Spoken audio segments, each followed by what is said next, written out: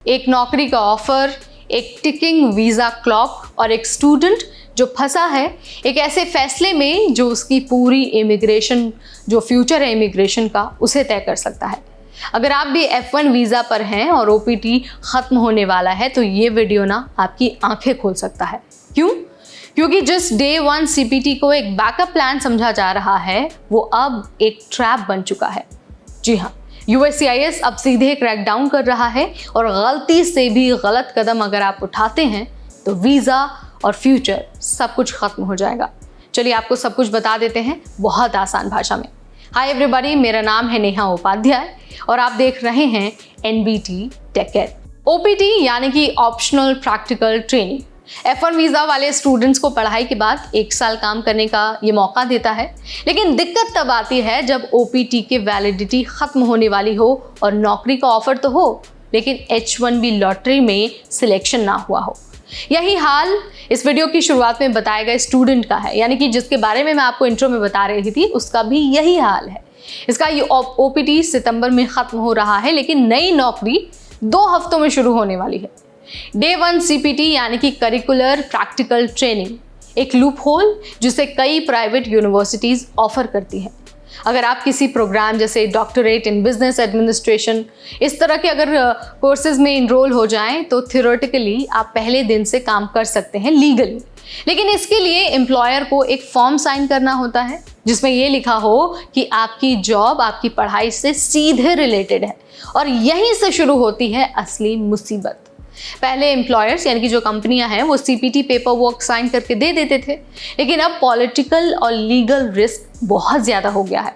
कई एम्प्लॉयर्स को प्रोसेस समझ नहीं आता है, कई डरते हैं कि कहीं ऑडिट में फंस ना जाए और कुछ तो साफ मना कर देते हैं। USCIS अब इस लूप होल को मिसयूज मान रहा है और डे 1 CPT स्टूडेंट्स पर request for evidence, visa rejection और फ्यूचर बैन्स तक की संभावना बढ़ चुकी है। अगर कोर्स वर्क और जॉब परफेक्टली अलाइन नहीं हुआ तो केस रिजेक्ट भी हो सकता है। अब स्टूडेंट्स के पास 2 हफ्ते हैं, मतलब जिस व्यक्ति की हम बात करें उसके पास 2 हफ्ते हैं और नौकरी शुरू होने वाला है। एम्प्लॉयर ने CPT समझा तो है लेकिन फॉर्म साइन नहीं किया। अब स्टूडेंट ये सोच रहा है कि जॉब शुरू करूं और बाद में देखूं क्या होता है, या फिर पहले एम्प्लॉयर से पेपर वर्क कंफर्म करवाऊं और रिस्क लूं कि कहीं ऑफर ना चला जाए। कोई भी ऑप्शन यानी इजी नहीं है, लेकिन USCIS के करंट मूड में गलती की कोई गुंजाइश नहीं है। अगर आपका OPT ख़त्म हो रहा है और आप डे 1 CPT सोच रहे हैं तो कुछ बातें ना गांठ मान लीजिए।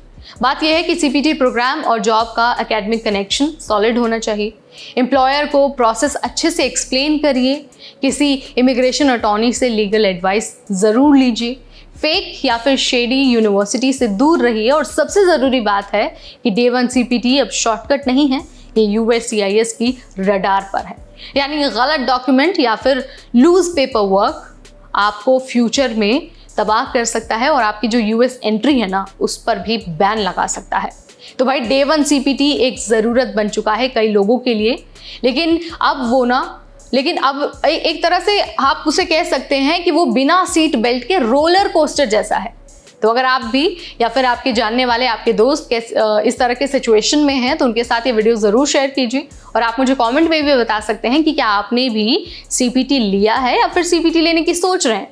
इस वीडियो में फ़िलहाल इतना ही, तब तक अपनी होस्ट नेहा को दीजिए इजाज़त। Keep watching NBT take care.